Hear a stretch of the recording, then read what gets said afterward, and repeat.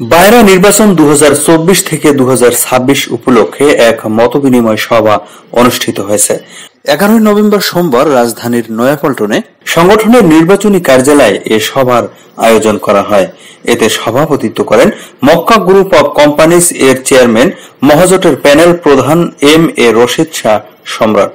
মতবিনিময় সভায় বায়রা গণতান্ত্রিক যুব ঐক্য মহাজোটের প্রার্থীদের উপস্থিতিতে সাবেক এমপি ও ইউনিভার্সাল ইন্টারন্যাশনালের কর্ণধর, সাবেক বায়রা সহসভাপতি, সাবেক আটাবের সহসভাপতি মজিবুর রহমান মজুকে বায়রা গণতান্ত্রিক যুব ঐক্য মহাজোটের প্রধান উপদেষ্টা ঘোষণা করেন বায়রা গণতান্ত্রিক যুব ঐক্য মহাজোটের সমন্বয়কারী ফজলুল মতিন তৌহিদ।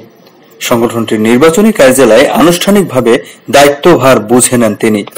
উক্ত সভায় উপস্থিত ছিলেন বায়রা গণতান্ত্রিক যুব ঐক্য মহাজোটের আহ্বায়ক রবিউল ইসলাম রবিন, সদস্য সচিব মোহাম্মদ মোজাম্মেল হক, ড্রামস এর সভাপতি ও মহাজোটের উপদেষ্টা জনাব ওবায়দুল আরিফ, বায়রা গণতান্ত্রিক যুব ঐক্য মহাজোটের উপদেষ্টা মোয়াজ্জেম হোসেন, জাহাঙ্গীর আলম, হারুনুর রশিদ, মহাজোটের নীতি নির্ধারণীর সদস্য আলহাজ আব্দুল মতিন, নুরুল আলম, বায়রা গণতান্ত্রিক ঐক্য ফ্রন্ট এর সভাপতি মজিবুর রহমান মজিব সহ ড্রামস এর ইসি কমিটির সদস্য ও মহাজোটের পক্ষে মনোনয়ন প্রত্যাশী সদস্যবৃন্দ।